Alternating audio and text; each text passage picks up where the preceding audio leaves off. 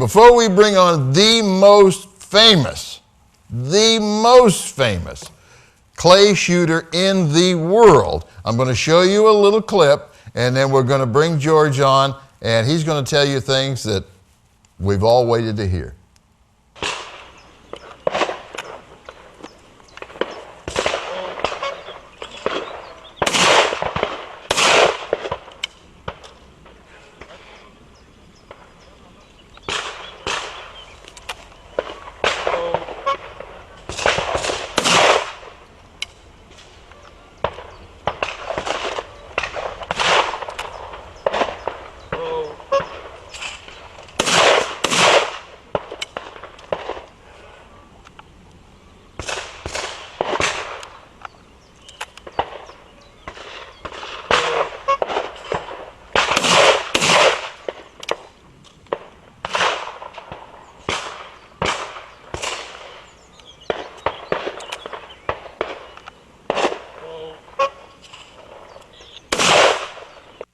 Okay, as I promised, I've got George Digweed live from the UK right now. Hey, there he is right there. Hey, George, how are you?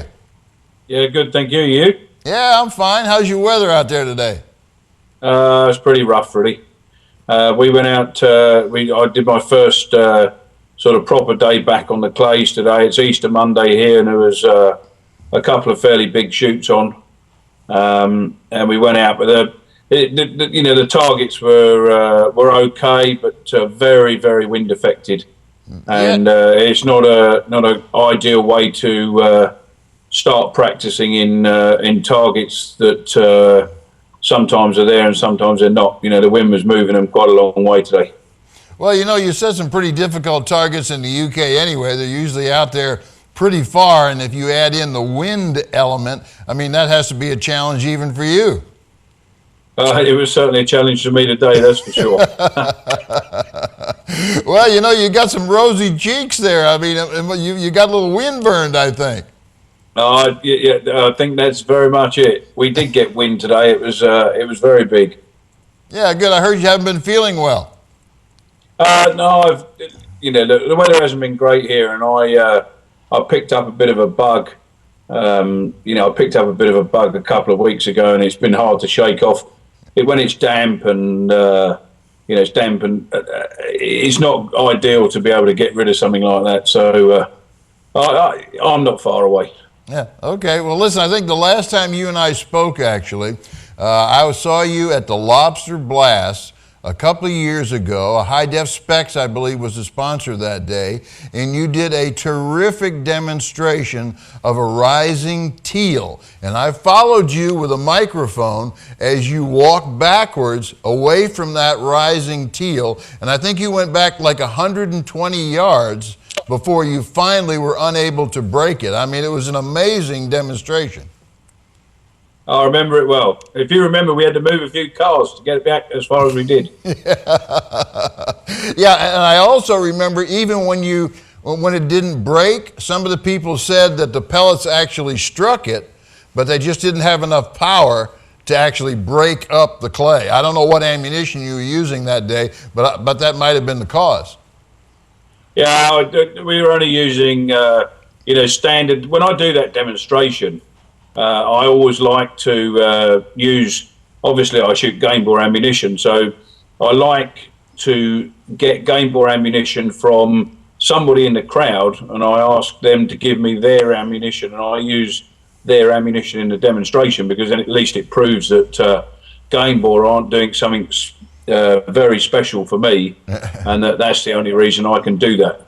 Right. Oh, it's a terrific demonstration, no doubt about it. Now, just before we went on the air, we did a little research, and one of our researchers came up with the fact that, did the Queen somehow acknowledge you not too long ago and give you a title? Well, I wouldn't say it's a title. It's an honour. It's an honour that is bestowed on few people in this country. Very privileged. I was awarded the MBE last year, which is a member of the British Empire, and we had a lovely day out at Buckingham Palace, and the Queen presented the honour to me herself, which was a fantastic day for everybody concerned. Oh, that's a big deal. Boy, I wish we had a picture of that, George. I don't think we ever saw the picture of you and the Queen together, but maybe we can get that somehow. I'll see if I can get that scanned and sent over to you. Oh, okay. All right. Yeah, we'd love to see that. Now, listen. So should we be calling you Sir Digweed? No, not at all. No, you can call me a lot of things. Most people call me Feral, but you can call me whatever you want. Well, first off, I just want to thank you for taking the time to come on. I know it's late over there, and I think you're probably going to leave pretty soon for another shoot, right? We're shooting on Wednesday the Essex Masters, which is just north of London. It's a big shoot over here. It's probably the biggest shoot in this country each year for sporting targets. It's a 200 bird event, and they normally get nearly 1,000 entries over 4 days. So Wow. when most people look at a 100 bird event being a regular shoot, the British Open and the English Open are only shot over 100 targets. It's the equivalent of nearly 2,000 entries. So it's a big deal. It's a very big deal. Now, for those of us, George, who haven't had the opportunity of meeting with you, or maybe they haven't gone to your website, tell us about the gun that you take in competition. I shoot a Parazzi MX-2000. It's actually the same gun that I was given by Parazzi in 2000 when I started shooting for the company. It's exactly the same, working piece of equipment that they gave me. It's just been back to the factory. So it's been back to the factory twice, and it's had some H bolts put in and new ejectors put in and that sort of thing. But aesthetically, it's exactly the same gun they gave me in 2000, which is very, very good for Parazzi for their reliability. Yeah, exactly. And I'm trying to guess at how many rounds have gone down that barrel. Just give me a number. Oh, that's a good one. That's a very interesting one, actually. 100,000. Probably 500,000. Oh, okay. Well, I was a little low. I said 100,000, but of course you're shooting more than I think you are. Yeah, no, I don't shoot so much now, but when I started with the gun in 2000, I was shooting a lot of double trap and a lot of double trap practice. So I was probably shooting 60,000 a year between 2000 and 2004 with the practice that I was putting in. I don't shoot anywhere near so much now, but we still put a few through it. Okay, well, that brings us to a good subject, actually. And I get a lot of people who send me this question, and you've probably answered it 500,000 times anyway. But for those of us who would like to become competitors, we may not be able to threaten your title, of course, but for those of us who would like to become competitors, is it about the gun? Is it about the amount of shooting you do, the instruction? Is there any secret in here, George? I think that you need good basics. You need a good grounding to start with. My grounding was in skeet, so I learned for my sporting, I learned to shoot every angle, every speed.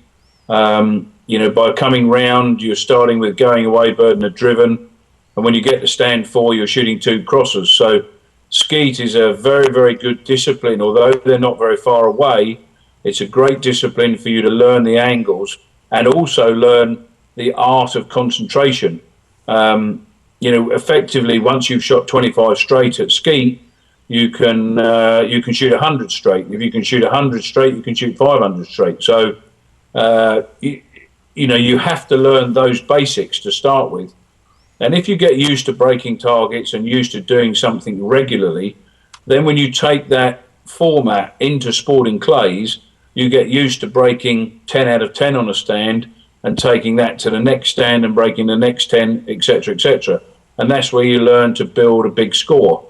It also helps you to be able to shoot under pressure, because the more targets that you break, the more pressure you get under, because you're getting nearer and nearer to the top spot, which is where you're looking for. So the more you put yourself under pressure, the better you become as a shot. Shooting is about doing exactly the same as you would normally do under pressure.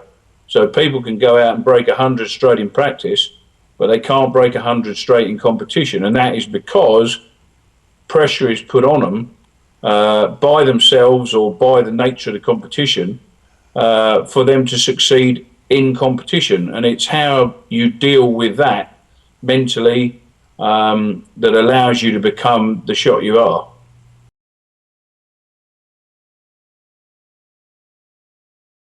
Okay. Now, I happen to know I've been fortunate enough to see you shoot. And I know that when you come into the station or when you're on the range, when you are competing, that you have a level of concentration that you maintain. I mean, this is not really the time to start telling George Digweed the funniest joke you heard this week. You do have a level that you kind of like to maintain, correct? Yeah, very much so. And but the one thing that I would say with it is that when I'm shooting, I am trying to remain very relaxed, have a laugh and joke with everybody on the squad until one out from me to shoot. And then the shutters come down and I wouldn't even know that anybody else is there. Once I've fired my last shot on the stand, the shutters come back up. Yeah, well, we know we ran a clip a little earlier before we brought you on, and I had not noticed before that you like to blow down the barrel. So is that like a ritual with you? I've got one or two rituals. You know, I mean, they're just things I do subconsciously. Yeah. Blowing down the barrel may be one of them. Without actually looking at what I do, you know, some of them I've got so honed that I wouldn't. It's muscle memory rather than I know I subconsciously have to do it. Right. Okay, well, probably the other question that I'm asked the most is where the sport is going. You know, there's a lot of young people who are coming into the sport that we get emails from, and they say, James, you know, I would train just as hard learning basketball and making more money than I would if I went out, and as much as they love shooting, they're going, you know, there's not really much money here until you get up into the, you know, the top 5 guys. What's going on, George? How can we work with that? It's always going to be difficult because media interest is limited. The amount that which you can cover clay pigeon shooting on television and all of the sports that you're talking about that earn big money, golf, you know, basketball, football, those sort of sports, they're all related to how much television coverage they get through advertising, etc., etc. That's where the money comes in. Shooting is not easy to televise. You know, you can actually get the shooter and the clay in the shot, but when he pulls the trigger, because you can't actually see the pellets exiting the barrel and where they, you know, are level with the target, so to speak, you don't know how close the shooter was to hitting or missing the target. Obviously, when he hits it, you've seen he's hit it, but if he misses it by 6 inches, the actual person watching on the television can't see that. When you play golf and you hit a putt and it lips out, people can see how close they were to getting that putt. You know, when somebody kicks an American football at the post and it hits the post and bounces back, people can see how close he was to a hit or a miss. With shooting, you don't have that. So the element of the near miss and the competitive side of it tends to distance itself from it. Now, you know, I've watched shooting myself, and, you know, because of that, it tends to be dull. I think the people that are involved in the sport need to become more professional. I don't believe as a sport we're professional enough in our approach to everything we do, towards the media, dress code, etc., etc. I mean, I think if we was to take it up a gear towards the standards that golf clubs, you know, dress codes in golf clubs, etc., etc., I think that would be a big positive plus for the sport. And you're looking at, you know, getting people involved in the sport.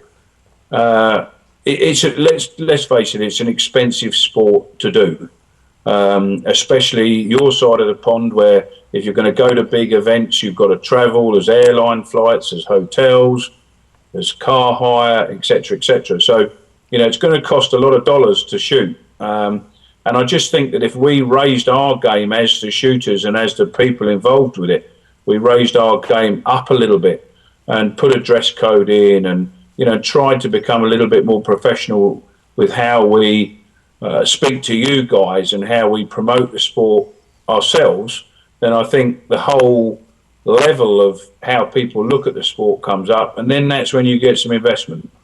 Yeah, I absolutely agree with you, George. I've been saying it for years. I've been saying it to the NSCA. I actually, one year I said, listen, whoever wins the Nationals, I'm gonna make them a blue jacket and we'll put some patches on it and we'll award it to them. As soon as I said that, they went, they'll never wear it. So you're right. I go out to these shoots like you do, George. I see guys in shower slides and flip-flops and T-shirts and shorts, and I go, how are you ever going to grow this sport unless you bring a little style and class and maturity to the sport? And I think you're one of the guys who can actually help lead that, because I know that the English and many of the Europeans actually do dress well when they go to an event. I thoroughly agree with you on this. Unfortunately, I don't know that we're going to get a lot of cooperation on our side of the pond, as you say, but maybe it's guys like you that need to lead the way. Well, yeah, I mean, let's not just put all our eggs in one basket. It's not just about dress code, but you have to start somewhere. And and I think that when you look at golf as such, even the people, this week it's the Masters, even the people that are watching the Masters will be dressed properly.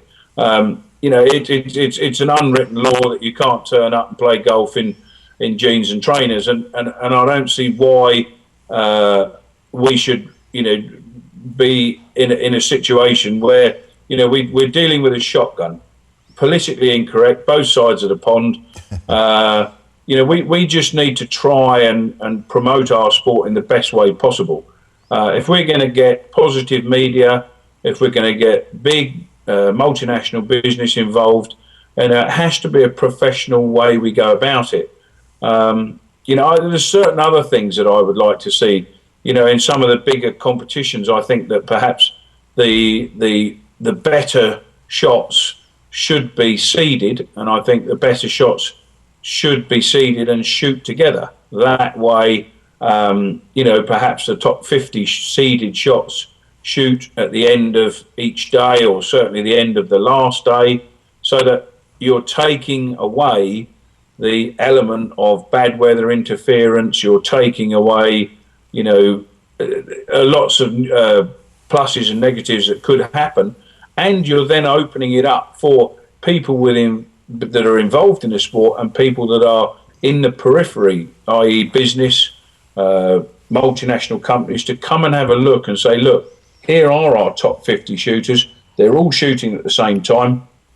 You can go around and have a look, and this is the professional side of the sport. Yeah, I absolutely agree with you again, George, because the NSCA used to do it that way, and they intentionally changed it now. So I don't know what the letdown is there, but there seems to be two ways of actually looking at how this should be done. And, frankly, on the other side of the coin, I know I speak to a lot of shooters, and I think you do too. They're very happy with the sport the way it is, and they don't really want to do changes. So it's kind of an uphill battle on our side of the pond. I don't know how things are maturing on your side. Well, we look at you as the growth side of sporting shooting. There was never really much spoken about sporting shooting in the US until probably about 1988, 89, 90. And then from then on, it's been massive growth. And, you've got guys now, and it's taken quite a long time, but you've got guys now that are able to compete at an international world level continuously. It would be great for you to come on board and us all to get on board together and take the sport forward. But I think that, for me, in the sport in the UK at the moment seems to be dying a bit of a death. Now, we could look at the recession and we could look at, certain factors. Weather at the moment is not great over here, so people still aren't able to get out on a nice balmy spring day and shoot and enjoy it. You're still having to wear winter clothing, which is not great for gun mounting, etc., etc. Right. But I still don't feel that going forward we're getting the right what's the word I'm looking for? We're getting the right. We're promoting it in the proper way. I mentioned on another interview that I did a couple of weeks ago that, and this is a factual thing. In 1989, I won the British Open Sporting Championship, and I think I won £2,500, a couple of guns, Magnum of Champagne, etc., etc., etc., and all the add-ons. And it was a fantastic achievement. There was probably 1,400 entries, and it was probably the most prestigious trophy to win at the time. And then last year I looked at it. The event used to run between Tuesday and Sunday. They hadn't got enough entries last year to run the Thursday, so they only ran it Friday, Saturday, and Sunday. And I think the winner picked up £625. So what does that say about our sport? That in 1989 you can win £2,500, and this last year there was nothing else other than £625. When you add in inflation and the way everything's moved forward, I mean, it's derisory. Yeah. Okay, well, let me ask you this, because you probably do more traveling than I do in the sport. Are you seeing any growth in Africa, Italy? Is it growing at all there? Yeah, for me, the big growth countries at the moment, sporting-wise, would be Italy. There's a massive changeover now between, there's 1 million people shoot clay targets in Italy, but a lot of people don't realise that. But it's always been trap and skeet, and now those people have, come to find sporting. They're looking at sporting as an exciting new way of shooting, and they're coming to shoot sporting in big numbers. That's a massive growth area. I was over there last weekend doing some coaching, and that went really well. And there was a very positive feedback from all of the Italians. And then the next big country that's going to come on board, and it's I sort of look at it as exactly how you started to come on board, is Russia.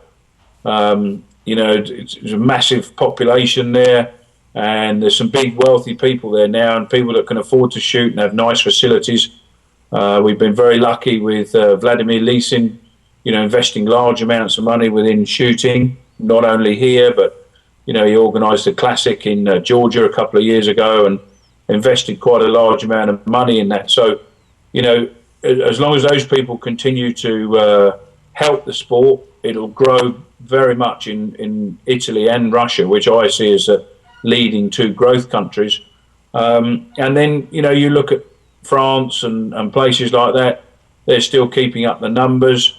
And in, the Estonia, Latvia, Lithuania, those sort of people are getting more and more and more all the time, but they haven't got the population network to do, massive amounts of, new people coming into shooting. And then it was very interesting to see that in the first big shoot of the year that we went to, which was the Pan-African Championship in South Africa, that Denmark sent a team for their compact sporting, Italy had a team for compact sporting, and the national teams are coming over to those events now early for, pre-season practice, warm weather practice, and, they're treating it quite seriously, which is good.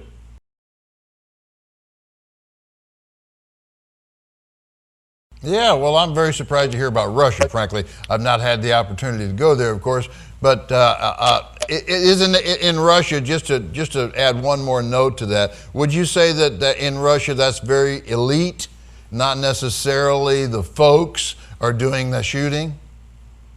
It's very difficult because when you go to Russia, my perception of it at the moment is that 99% of the wealth of Russia is owned by 1% of Russia. Right. I think once the balance there starts to equate, and the middle classes, which are now definitely are earning more money, that's going to give a massive population explosion to people with money and people, wanting to do sports that are exciting, and shooting is one of those. There are some very interesting gun controls over there, which we have to go through, and some fairly interesting visa regulations that we have to go through to actually get in there. But it's definitely a growth country. Okay, well, I'm glad to hear that, quite frankly. Maybe I will have the opportunity of going. Now, I know I've kept you a long time. I had one more question that someone asked me to ask you, and that was, Are you superstitious, George? Yeah. Yeah? Yeah. You want to tell us about it? Only in certain things, but I am superstitious in doing certain things. Okay, so you wear a special pair of socks when you go into a competition, or you eat a special breakfast, or something like that? No, I don't normally eat when I shoot. But look, I'll keep it private. But there's certain things that I do before big competitions that I like to do the same. My build up and in my preparation, I do the same thing every time. Okay. I don't think that's a thing that's not in public domain. I think people realise that, and certainly wearing certain items of clothing, on certain days of a 4-day shoot or a 2-day shoot, it's look. There's absolutely there's no background to it at all. It's just something that I've got into and I've followed, and I think it helps take my mind off the pressure of big competition, and it helps me just focus on the job in hand. Okay, all right. I got one more question for you, and they want to know, what do you do? As many questions as you want. What do you do to relax? What do I do to relax? I've got several things that I do to relax. I play a bit of golf, although I don't get the opportunity to play as much golf as I would like.